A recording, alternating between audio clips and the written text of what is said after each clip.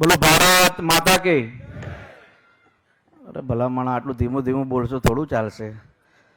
ગુજરાતના ઇતિહાસમાં પહેલીવાર રાજ્યના મુખ્યમંત્રી આપણા માંડલ તાલુકામાં આવ્યા છે, તો એટલા જોશ અને ઉત્સાહ સાથે બે હાથને મુઠ્ઠી બંધ કરીને માં ભારતીનો જય ઘોષ કરીશું. બોલો ભારત માતા કે, ભારત માતા કે, ભારત માતા કે. આજે માંડલ ખાતે વિરમગામ વિધાનસભાના વિવિધ 500 કરોડથી વધુના વિકાસ કામોના આ ભૂમિપૂજન પ્રસંગે આપણા સૌની વચ્ચે ઉપસ્થિત આપણા રાજ્યના લોકપ્રિય મુખ્યમંત્રી શ્રી ભૂપેન્દ્રભાઈ પટેલ, મંચસ્થ અમદાવાદ જિલ્લા પંચાયતના પ્રમુખ શ્રીમતી કંચનબા વાઘેલા, આપણા અમદાવાદ જિલ્લા ભાજપના પ્રમુખ માન્ય શૈલેષભાઈ દાવડા, માંડલ તાલુકા પંચાયતના પ્રમુખ શ્રી, વિરમગામ તાલુકા પંચાયતના પ્રમુખ શ્રી, દિત્રુત તાલુકા પંચાયતના પ્રમુખ શ્રી, વિરમગામ નગરપાલિકાના પ્રમુખ શ્રી અને મંચસ્થ સૌ મહાનુભાવો, મોટી સંખ્યામાં ઉપસ્થિત સૌ ભાઈઓ અને બહેનો, આપ સૌનો હૃદયના ભાવથી બે હાથ જોડીને હાર્દિક સ્વાગત કરું છું, સૌને વંદન કરું છું. આમ તો કોઈ વિધાનસભાની અંદર આટલી બધી વાર મુખ્યમંત્રી આવે એવું બહુ ઓછું બને, પણ મેં માન્ય મુખ્યમંત્રી સાહેબનો ખૂબ ખૂબ આભાર માની છે કે આ ચોથી વાર આ વિરમગામ વિધાનસભાની અંદર આપે પ્રવેશ કર્યો છે. સાથે જ મુખ્યમંત્રી કોઈ વિસ્તારની અંદર આવે અને મુલાકાત હોય એવું નહીં, પણ જ્યારે જ્યારે માન્ય મુખ્યમંત્રી સાહેબ આપણા વિસ્તારની અંદર આવ્યા છે ત્યારે ત્યારે વિકાસ કામોના ભૂમિપૂજન અને લોકાર્પણ લઈને આવ્યા છે. લગભગ 1 વર્ષ પહેલા જ વિરમગામની અંદર પણ 700 કરોડથી વધુના કામોનું માન્ય મુખ્યમંત્રી સાહેબના હાથે ભૂમિપૂજન અને લોકાર્પણ થયું હતું. અને આજે 1 વર્ષ પછી 2026ના નવા વર્ષના પહેલા દિવસે 2, 5, 10, 15, 100 કરોડ નહીં પણ 500 કરોડથી વધુના કામોનું ભૂમિપૂજન અને લોકાર્પણ કરવા માટે માન્ય મુખ્યમંત્રી સાહેબ આપણા બધાની વચ્ચે આવ્યા છે. આજે જે મહત્વના રોડોના ખાતમુહૂર્ત છે એ વિસ્તારના લોકોને તો મહત્વરૂપ થશે જ, પણ આખા ગુજરાતના લોકો જે શંખેશ્વર અને બહુચરાજી શ્રદ્ધાળુઓ તરીકે આવતા હોય છે, જૈન તીર્થધામ માટે આવતા હોય છે, મા શક્તિપીઠના દર્શને આવતા હોય છે, એ લોકો માટે સૌથી મહત્વનો વિરમગામ માંડલ દસાડા ફોલ્ડન રસ્તો આપણા બધા માટે બહુ મહત્વપૂર્ણ સાબિત થવાનો છે. અને એના કરતાં પણ ભવિષ્યની અંદર જે રીતે વિરમગામ વાયા વિરમગામ છે એવી રીતે ભવિષ્યમાં કોકતા ફાટક ઉપર ઓવરબ્રિજ બનવાથી કોકતાથી લઈને વિરમગામ ને વિરમગામથી માંડલ એટલે છેક આમ રાધનપુર તરફ જવા માટે માંડલ આવનારા દિવસમાં મહત્વનું કેન્દ્ર પણ સાથીઓ બનવાનું છે.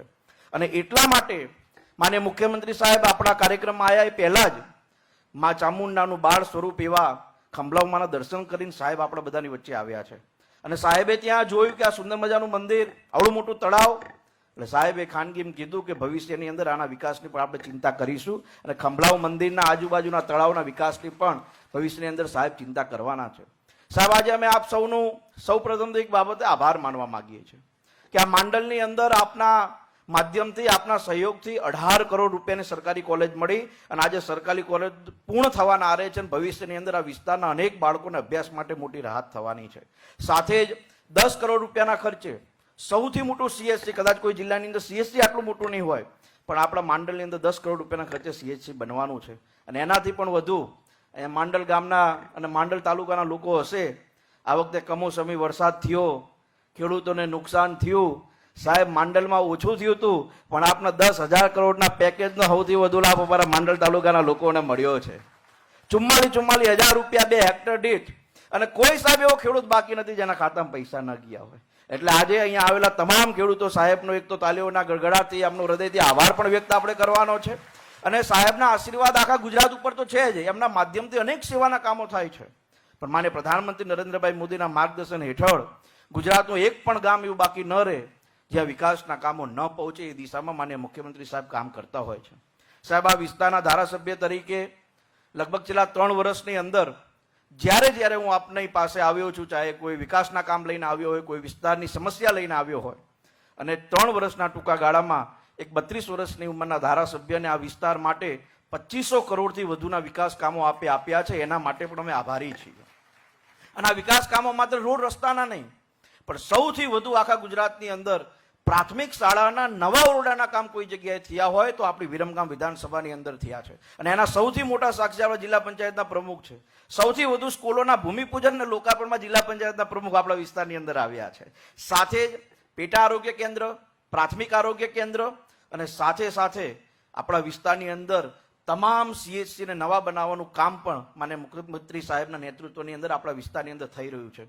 સાથીઓ, આપણે સૌએ સાથે મળીને આ વિકાસની અવિરત રથયાત્રાને મજબૂતાઈથી ગામડાઓ સુધી પહોંચાડવાની છે. હજુ થોડા દિવસ પહેલા જ, વધુ દિવસ નથી થયા, 10 દિવસ પહેલા આપણો માંડલથી દાલોદને જે રસ્તો હતો 7.5 મીટર પહોળો 18 કરોડ રૂપિયાના ખર્ચે માનનીય મુખ્યમંત્રી સાહેબે આપણને મંજૂર કરી આપ્યો છે. આ વિસ્તારની અંદર વિકાસ કામો મજબૂતાઈથી પહોંચે, કોઈ વ્યક્તિ વિકાસ કામથી દૂર ન રહે, એના માટેના પણ પ્રયાસ આપણે આવનારા દિવસમાં કરવાના છે.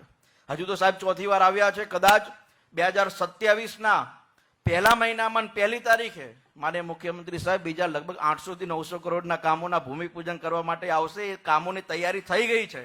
એમાં આપણો દેત્રોજનો ઓવરબ્રિજ છે, દેત્રોજમાં 100 બેડની હોસ્પિટલ છે. એવા અનેક કામો માનનીય મુખ્યમંત્રી સાહેબના માધ્યમથી આપણા વિસ્તારની અંદર સાથીઓ આવે છે.